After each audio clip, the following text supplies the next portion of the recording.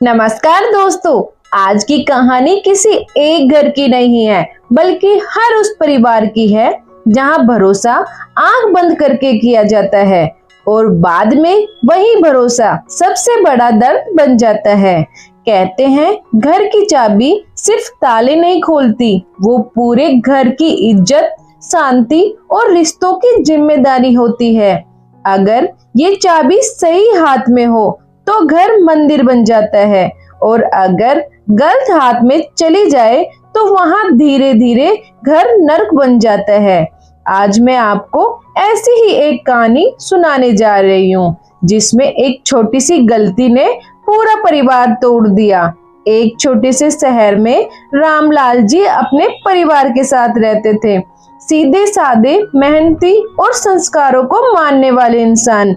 उनकी पत्नी सरोज देवी थी, जो पूरे घर को जोड़ के रखने वाली थी।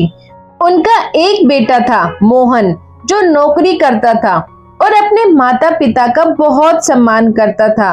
मोहन की शादी सीमा से हुई। सीमा देखने में बहुत सीधी सादी लगती थी। उसकी जुबान में मिठास थी, बात करने का ढंग ऐसा कि सामने वाला तुरंत भरोसा कर ले। शादी के बाद के कुछ महीनों तक सीमा सबकी तारीफ करती रही। सास को माँ कहकर बुलाना, ससुर के पैर छूना, हर काम में आगे बढ़कर हाथ बटाना। सरोज देवी मन ही मन खुश हो जाती थी कि भगवान ने सच में घर की लक्ष्मी भेजी है। समय बीतने लगा। उम्र और काम के बोझ की वजह से सरोज देवी जल्दी थकने लगी। एक दिन उन्होंने घर की अलमारी और रसोई की चाबी सीमा के हाथ में रख दी और कहा, बहू, अब घर तुम्हारा है, सब कुछ संभाल लेना।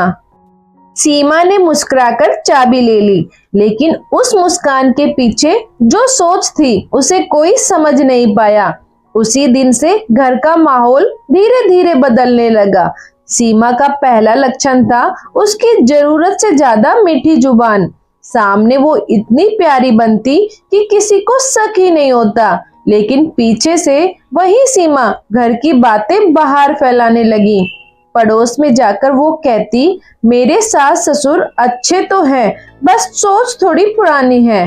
धीरे धीरे घर की छोटी छोटी बातें मोहल्ले में चर्चा का विषय बनने लगी। कौन किससे नाराज है, घर में क्या चल रहा है, सब लोगों को पता होने लगा।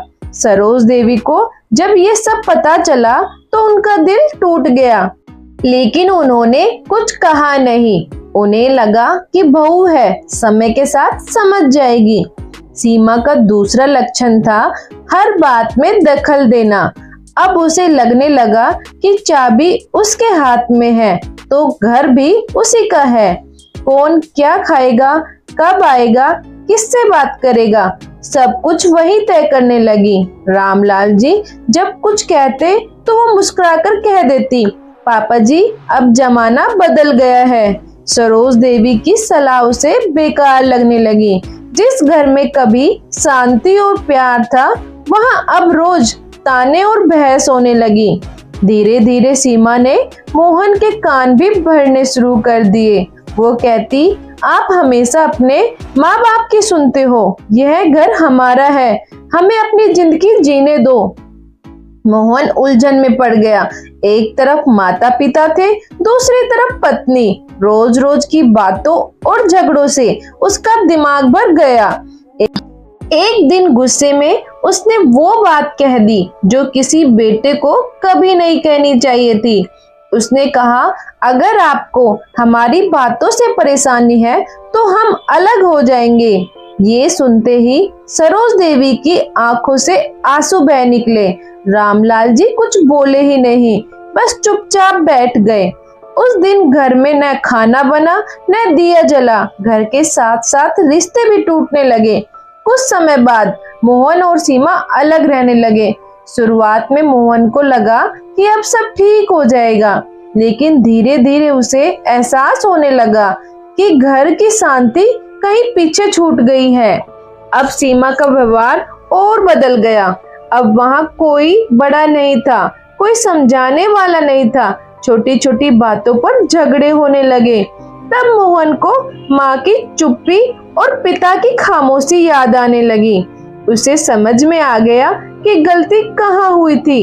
एक दिन वो अपने माता पिता के पास गया। आंखों में पछतावा था। उसने कहा, माँ, मुझसे बहुत बड़ी गलती हो गई। सरोज देवी ने उसके सिर पर हाथ रखा और बहुत शांति से कहा, बेटा, गलती बहू की नहीं थी, गलती अंधे भरोसे की थी। उस दिन मोहन को समझ आ गया कि हर मीठी जुबान सच्ची नहीं होती और हर हाथ घर संभालने के लिए काबिल नहीं होता।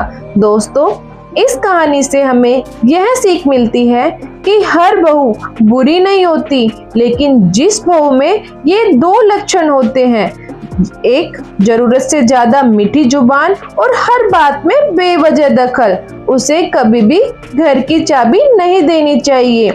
घर की चाबी उसी को देनी चाहिए जो रिश्तों को जोड़ना जानता हो, तोड़ना नहीं, क्योंकि घर ताले से नहीं, समझदारी और सम्मान से सुरक्षित रहता है। आपको मेरी ये कहानी कैसी लगी कमेंट में जरूर बताना। मिलते हैं एक नई सीख के साथ, नई कहानी के साथ। बाय बाय दोस्तों।